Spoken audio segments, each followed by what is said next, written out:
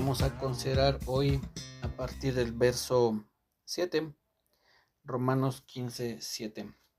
Hay una historia, no sé qué tan real sea, pero quiero comenzar contándoles esto para que podamos entender un poquito lo que está haciendo aquí el apóstol Pablo, es decir, a través de sus cartas, no solamente aquí en Romanos. Se cuenta que había un niño que era experto en hormigas, le fascinaba estudiar las hormigas y ver cómo hacían todos la estructura de sus hormigueros, cómo de alguna manera se organizaban para poder ir a salir a traer alimento y después resguardarlo. Y ese niño era un experto, conocía las clases de hormigas, en qué países o en qué lugares se daban, bajo qué climas había qué hormigas, y en fin, era muy experto en las hormigas. Y en una ocasión en su escuela, la maestra les dice que van a exponer acerca de un animal. Entonces la maestra comienza a repartir papelitos con el nombre de algún animal para que cada niño lo pudiera estudiar y entonces exponerlo frente a toda la clase. Y este chiquillo pues estaba ansioso que le tocaran las hormigas, él era un experto y le gustaba mucho hablar de ese tipo de animalitos, y entonces él deseaba que le tocara el papelito de las hormigas, y cuando recibe su papel y lo abre resulta que era el de los elefantes, le toca hablar acerca de los elefantes y el niño dice, híjoles, pues qué pena, yo hubiera querido hablar de las hormigas, pero se le ocurre una idea para poder hablar de las hormigas de una manera un poco pues ahí con picardía, ¿no? Es decir, el chiquillo este con picardía piensa eso. Y el día que le toca exponer, comienza a hablar y dice, bueno, sabemos que hay elefantes que se conocen como africanos, los elefantes asiáticos, y hay muchas diferencias entre ellos. Y comienza el niño a explicar un poco acerca de los elefantes. Y dice, y hay veces que los elefantes mientras van caminando de repente pisan el hormiguero que hay por ahí en el camino, y entonces salen las hormigas, porque por cierto las hormigas son un grupo de animales, y comienza el chiquillo a hablar de las hormigas de una manera pues inteligente, digamos, aunque no estoy diciendo si fue correcto, ¿no? Lo que hizo, él tenía que hablar de los elefantes, pero de una manera un poquito ahí astuta. Este niño desvía la información o el sentido para entonces decir, y las hormigas por cierto se organizan y entonces hacen, y es que son un grupo que así, y hay de tantos lugares, y el niño desvía toda la información hacia las hormigas. ¿Por qué comento esto? Porque de repente en este chiquillo podemos pensar que en cuanto a los animales era monotemático, ¿no? Es decir, siempre pensaba en hablar únicamente en hormigas y ese era su tema en cuanto a los animales. Y de repente el apóstol Pablo encontramos en sus cartas que parece, no digo que así sea, pero parece como que es monotemático en ciertos momentos. ¿A qué me refiero? Como que continuamente toca los mismos temas. Sin embargo, no es porque sea monotemático, sino que el apóstol Pablo, bajo la sabiduría y la inspiración del Espíritu Santo, busca de qué manera y de otra manera y de una forma y de otra forma hacernos ver las situaciones que estaban sucediendo en las iglesias, y que muchas de esas veces se repetían, ¿no? Más que decir que el apóstol Pablo era monotemático, yo creo que aquí entra lo que la Biblia nos dice como la multiforme sabiduría de Dios, es decir, que la sabiduría de Dios tiene muchas formas de llegar a nosotros, ya sea por medio, por ejemplo, una enseñanza. Podemos aprender algo acerca de Dios por medio de la Biblia, estudiando nosotros la misma Biblia, o lo que alguien más nos enseñe de la Biblia. Puede ser que en algún momento de reflexión, también no necesariamente al momento de leerla, pero sí a veces cuando estamos ya reflexionando en algo, puede venir ahí una enseñanza. Entonces, Dios tiene muchas formas de enseñarnos algo en cuanto a Él. Eso podemos pensar como, no es que hay un pasaje que habla de la multiforme sabiduría de Dios, tiene su sentido en ese momento, pero no es lo único en lo que aplica esa sabiduría que tiene muchas formas. Y entonces el Señor, dándole esa sabiduría al apóstol Pablo, lo lleva a tocar algunos temas de diferentes formas, nos los explica de esta manera, de esta otra, así, por acá, por allá, y encuentra la manera de que de una o de otra forma podamos nosotros entender lo que está sucediendo en las iglesias, que puede aplicar también a la de nosotros, a la iglesia en la que nos congreguemos, y entonces nos va dejando muchas enseñanzas. En la carta a los filipenses, el apóstol Pablo les dice A mí no me es molesto el escribiros las mismas cosas y para ustedes es seguro. La repetición forma parte de nuestro aprendizaje, ¿no? Entonces aquí en este pasaje que vamos a ver, ya hemos hablado antes de eso y no es que ahora yo sea el monotemático, sino conforme vamos estudiando todos estos pasajes, pues insisto, el apóstol de una u otra forma toca estos temas para nuestra enseñanza y que si no se nos quedó muy claro o grabado, vamos a decirlo así, en el capítulo 9, tal vez después estudiando el capítulo 10 y la segunda parte del capítulo 10 y al principio del capítulo 12 y a la mitad del capítulo 13, en algún momento de una u otra forma se nos va a quedar lo que el apóstol Pablo quiere decir, o el Espíritu Santo a través de él. Y en este caso aquí el apóstol dice estamos viendo capítulo 15, verso 7 de Romanos, dice, por tanto, recibíos los unos a los otros. Este por tanto viene unido a lo que acaba de decir un poco antes. Vamos a leer lo que dice en el verso 5 y 6 de aquí de Romanos 15. Pero el Dios de la paciencia y de la consolación os dé entre vosotros un mismo sentir en Cristo Jesús, para que unánimes, ¿de qué está hablando aquí el apóstol Pablo? De unidad, un mismo sentir, para que unánimes, dice, a una voz glorifiquéis al Dios y Padre de nuestro Señor Jesucristo.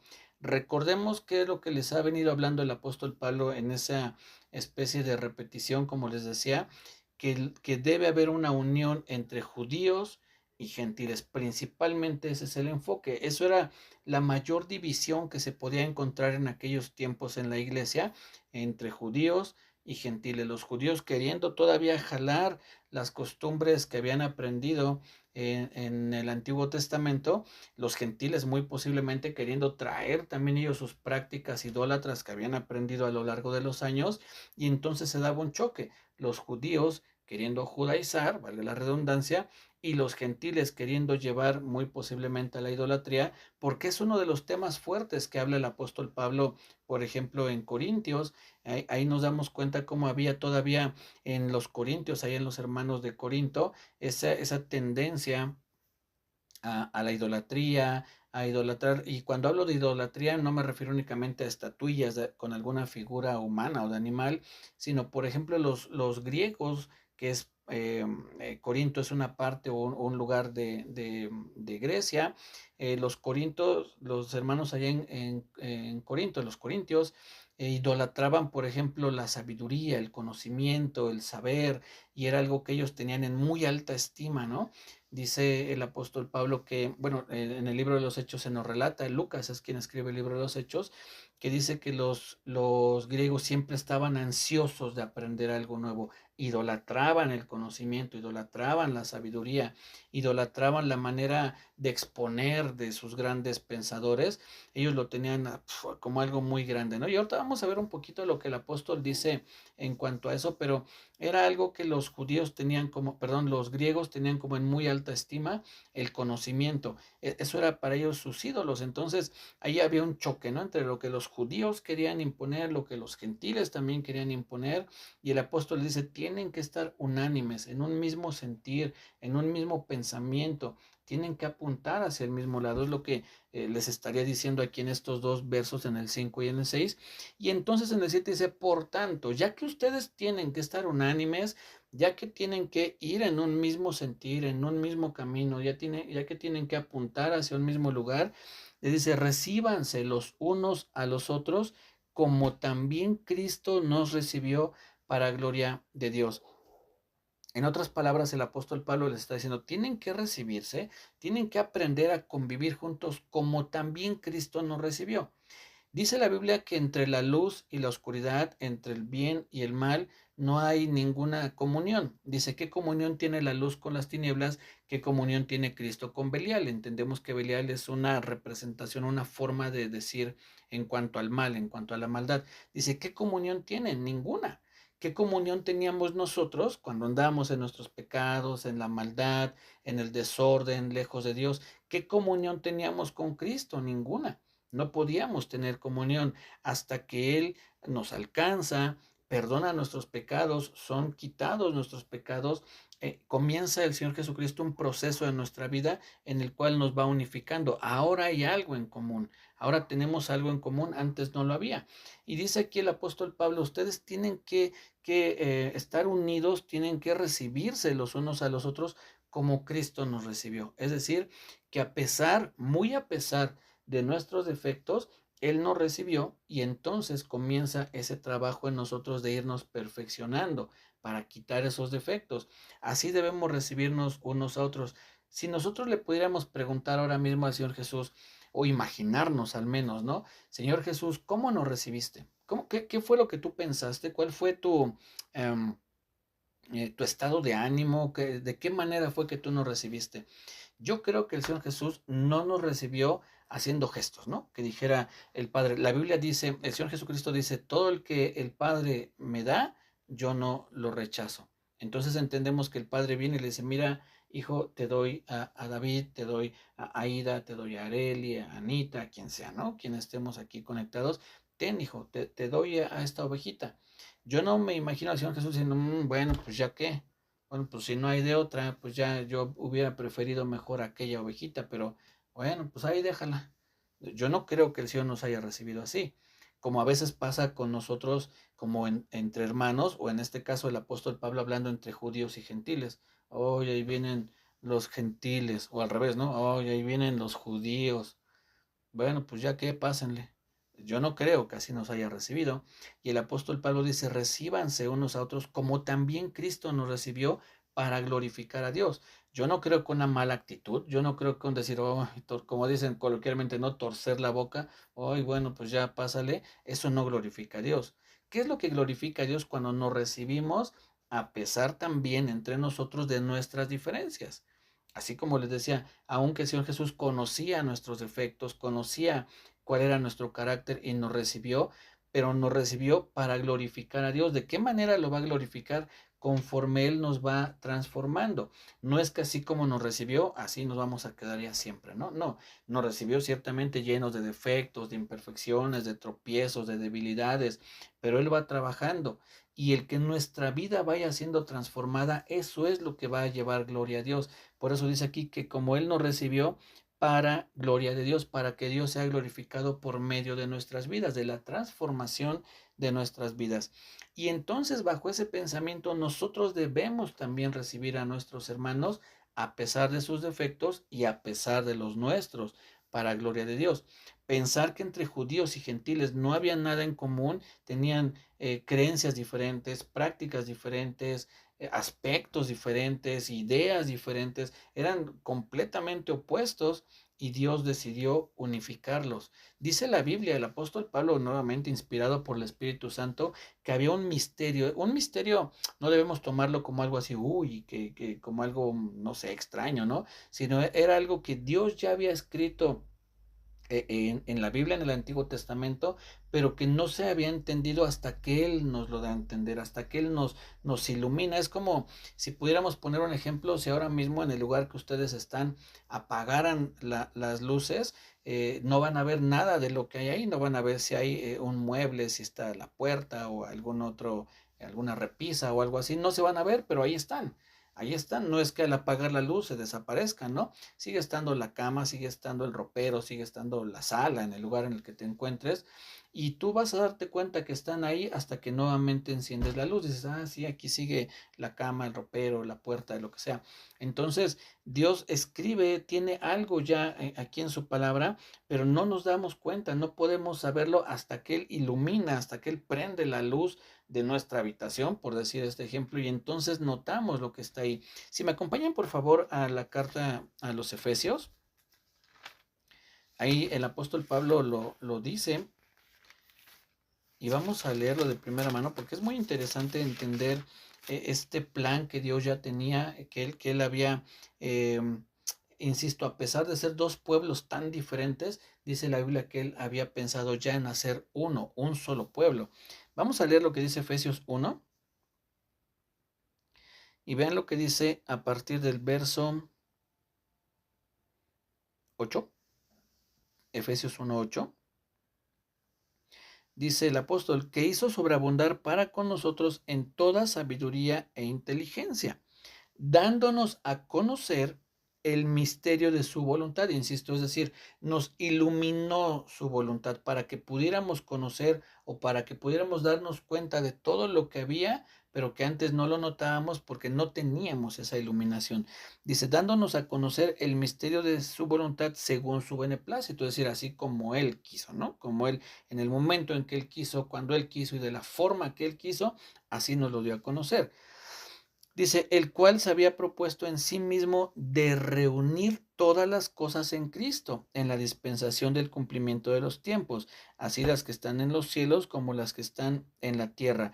Entonces dice, había algo que Dios ya había señalado, que Dios ya había escrito, pero que no podíamos verlo porque todavía teníamos la luz apagada, ¿no? Volviendo a este ejemplo. Y después, más adelante, vamos a ver cuál es ese misterio. Vean lo que dice. Ustedes pueden leer después, pueden leerlo ya estos dos capítulos, Efesios 2, a partir del verso 11 y hasta el capítulo 3, verso 12 también. Efesios 2, 11 hasta el 3, 13, mejor dicho. Todo este pasaje que les acabo de mencionar, aquí el apóstol Pablo explica cuál es ese misterio, qué es lo que contiene, cómo insisto, él nos va a dar aquí los detalles, ¿no? Pero miren, vamos a ver lo que dice en el verso 11, Efesios 2, 11. Por tanto, acordaos, el apóstol Pablo aquí le está hablando a gentiles, ¿sí? Es una carta que tiene el enfoque hacia los gentiles. Dice, por tanto, acordaos de que en otro tiempo vosotros los gentiles, en cuanto a la carne, erais llamados incircuncisión por la llamada circuncisión. Esto, la llamada circuncisión se refiere a los judíos. Dice entonces, en otras palabras, de ustedes eran llamados gentiles por los judíos, ¿sí? Dice, hecha con mano en la carne. En aquel tiempo estabais sin Cristo, alejados de la ciudadanía de Israel y ajenos a los pactos de la promesa, sin esperanza y sin Dios en el mundo. Pero ahora en Cristo Jesús, vosotros que en otro tiempo estabais lejos, habéis sido hechos cercanos por la sangre de Cristo. Entonces, ¿qué es lo que nos dice? Que antes éramos dos pueblos bien distintos, judíos y gentiles, dice, pero ahora fueron acercados por la sangre de Cristo. Y si antes estaban sin Cristo, sin Dios, sin esperanza, alejados de las promesas, alejados de la ciudadanía de Israel, pero ahora habéis sido hechos cercanos. Vamos a regresarnos un poquito, vamos a Gálatas, para que veamos también otro pasaje que igualmente nos habla de esta cercanía que hizo Dios. Dice Gálatas capítulo 3, en el verso 20, a partir del verso 26, Gálatas 3, 26, dice, pues todos sois hijos de Dios por la fe en Cristo Jesús. Ojo, haciendo un pequeño paréntesis, hay una doctrina que hoy en día se llama universalismo y dice que todos los seres humanos son hijos de Dios. Pero aquí lo que la Biblia nos enseña en este pasaje y en algún otro es que solamente los que creen en el Señor Jesucristo son hijos de Dios. Los que no creen en el Señor Jesús no son hijos de Dios. No importa de qué país, no importa de qué estado, nacionalidad, partido político, lo que sea, puedas tú pertenecer, si no tienen fe en el Señor Jesucristo, no son hijos de Dios. Dice aquí que todos sois hijos de Dios por la fe en Cristo Jesús. De otra manera, si no tienes fe en Cristo Jesús, no eres hijo de Dios. Porque todos los que habéis sido bautizados en Cristo, de Cristo estáis revestidos. Recuerden que el bautismo para los, sobre todo los judíos, no era una palabra religiosa. Hoy cuando uno oye bautismo, enseguida lo relaciona uno a alguna religión. Para ellos no, para ellos bautismo era como para nosotros decir vamos a pintar o a teñir una tela. No tiene nada de religioso decir vamos a teñir una tela.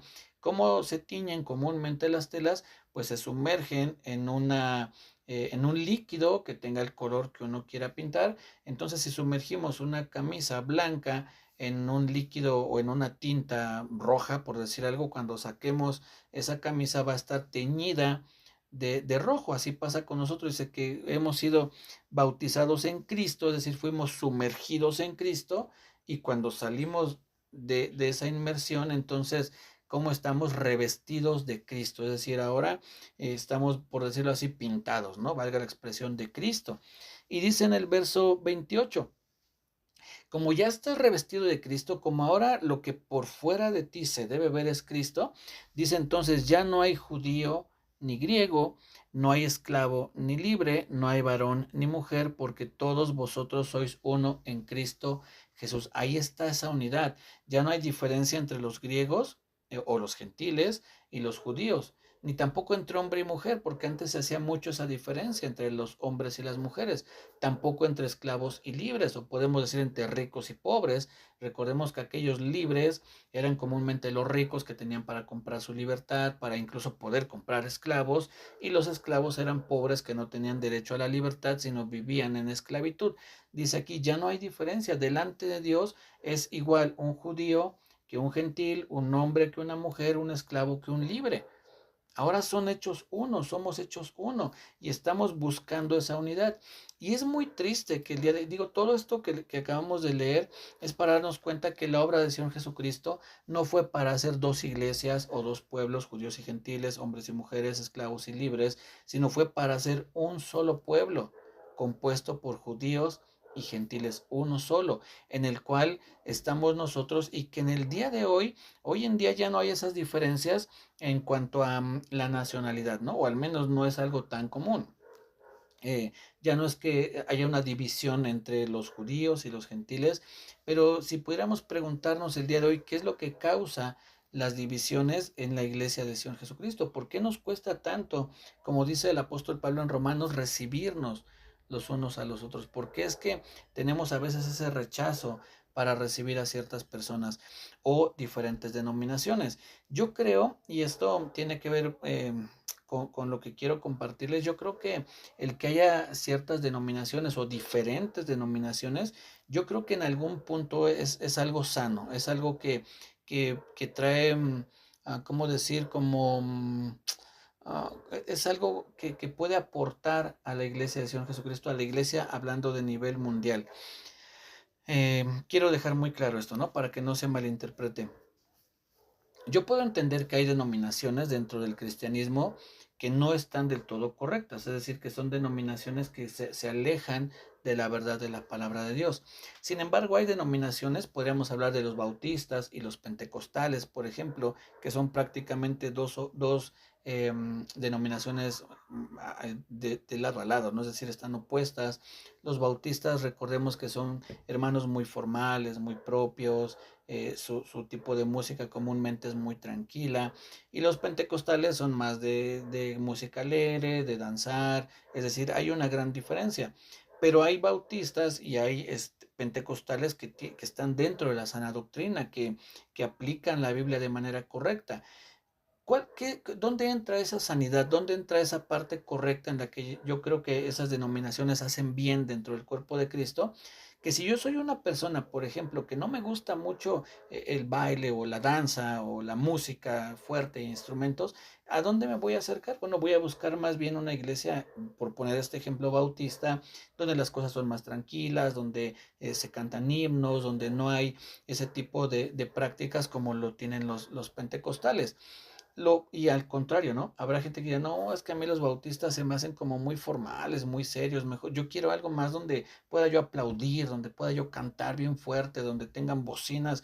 Está bien, si en estas dos iglesias se predica la sana doctrina, está bien.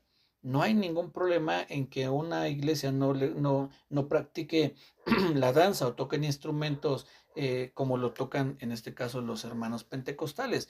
Ahí está bien, aunque son dos diferentes denominaciones, no es que eso haga una división dentro del cuerpo de Cristo, simplemente tienen acercamientos diferentes en cuanto a algunas doctrinas de la Biblia que no son esenciales. El problema sería que los pentecostales o los bautistas, cualquiera de los dos, dijeran, por ejemplo, que el Señor Jesucristo no murió o no resucitó. Ahí sí tiene que haber una división y yo nunca iré a una iglesia, no sería yo parte de una iglesia donde digan que el Señor Jesucristo no resucitó, que murió y que ya se quedó por ahí, que no resucitó. Eso es algo que va claramente en contra de lo que enseña la Biblia. Entonces, sí hay diferentes denominaciones, pero eso no debe causar una división. Yo creo que entre pentecostales, entre bautistas, entre carismáticos, reformados, ¿no? Podemos, ¿cómo se llaman estos otros? Se me fue el nombre. Bueno, hay diferentes denominaciones. Mientras estemos buscando la sana doctrina, no tendría por qué haber divisiones. Sin embargo, las hacemos. A veces pensamos que X o tal denominación, ellos están mal. Ellos no son como nosotros. No, ellos no les gusta danzar y por lo tanto no tienen al Espíritu Santo. O los bautistas pueden pensar, esos están hablando de los pentecostales, hacen un desorden, eso que hacen está mal y el desorden no es del Espíritu Santo. ¿Se dan cuenta cómo ambas posturas pueden crear un conflicto? Es ahí donde entran los problemas, es ahí donde ya no nos estamos recibiendo como Cristo nos recibió. Insisto, siempre y cuando todo se haga conforme a la sana doctrina, a pesar de que podamos tener diferencias en cuanto a ciertos acercamientos bíblicos. Esos acercamientos tienen que ser secundarios y no del primer orden, como el que les mencionaba, la muerte o resurrección del Señor Jesucristo. Les comenté la semana pasada, si no mal recuerdo, que íbamos terminando primeramente Dios Romanos, vamos a comenzar un tema que se llama fundamentos de la fe. Estos fundamentos que vamos a ver, toda iglesia que se considere de sana doctrina y cristiana, los tenemos en común. Yo no voy a entrar en temas de si la danza o no, si la hablar en lenguas o no. No voy a entrar en temas en cuanto a si la segunda venida es antes, durante o después de la tribulación. Esos son temas que tienen su importancia, pero que son secundarios.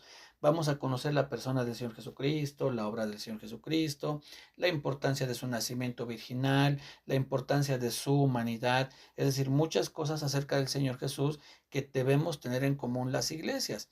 Más allá de eso, bueno, cada denominación tendrá prácticas diferentes que, insisto, son de orden secundario, pero no dejemos, mis hermanos, que eso nos divida. Debemos de estar nosotros unidos y cuanto más en nuestra propia iglesia. Si tú estás en una iglesia, por volver al ejemplo bautista, y estás criticando que los hermanos no danzan, no aplauden, su música es muy seria, aunque, y la iglesia es de sana doctrina, hermano, tú no perteneces a la denominación bautista, busca una iglesia que predique la palabra, pero que sea de corte pentecostal o carismático, donde aplaudan, donde dancen, donde se hagan en orden, claro, las cosas, pero es ahí donde tú debes buscar para que puedas estar unido, para que vayas en un mismo sentir, para que tengas un mismo caminar, para que estés unánime con la gente que está ahí, o al revés. Si tú vas a una iglesia de corte pentecostal y te quejas porque tienen las bocinas muy fuerte, porque están danzando, porque cantan de una manera muy estruendosa y tú preferirías que ni siquiera aplaudieran, bueno, entonces tú no perteneces a esa denominación. Busca ir a una iglesia donde, insisto, bajo la sana doctrina, puedan estar más acorde a esas prácticas que son de orden secundario, importantes sí, pero de orden secundario. ¿Para qué? Para que puedas estar unánime con tus hermanos que te rodean, para que no critiques al de alabanza, para que no critiques al que guía los coros, según sea el caso, para que no critiques al pastor que hace o no hace, permite o no permite ciertas cosas. Debemos buscar esa unidad.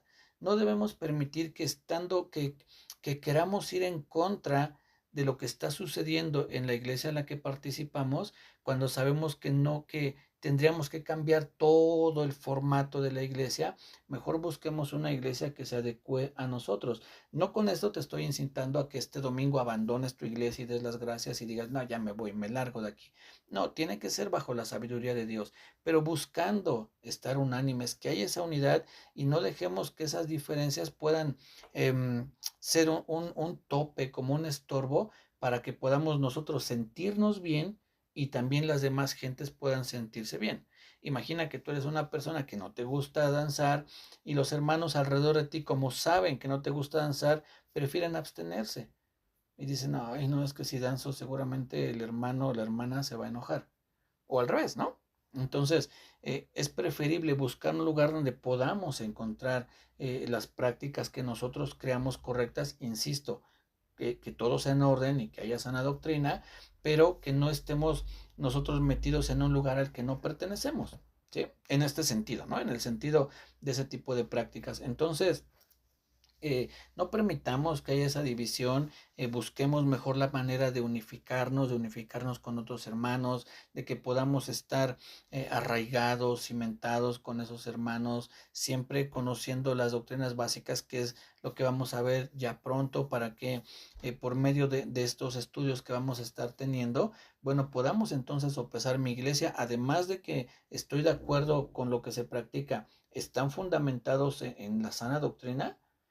Por ejemplo, a lo mejor tú asistes a una iglesia donde dicen que el Señor Jesús no es Dios, por ejemplo. No, bueno, esa no sería una iglesia de sana doctrina. Ahí sí te diría mejor, busca definitivamente una iglesia de sana doctrina, independientemente de la denominación que sea. O que digan que no, que hay los unicitarios, ¿no? Que dicen que Dios no es, no sé, que Dios no es Dios Padre, Dios Hijo y Dios Espíritu Santo, sino que es una persona que se manifiesta de una u otra manera. Después podemos explicar eso, ¿no? Pero son los unicitarios, no creen en la Trinidad, y bueno, también creo que es una postura que se aleja de lo que la Biblia enseña.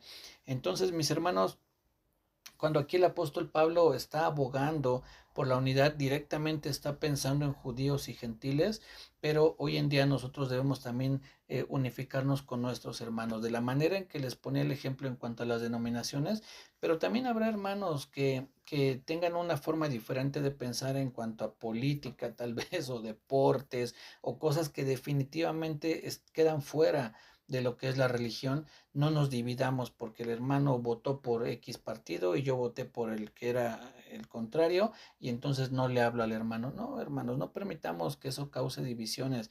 Tenemos que unirnos en la palabra de Dios, en la fe en el Señor Jesucristo, en las obras que Él hizo. Eso es realmente lo que importa.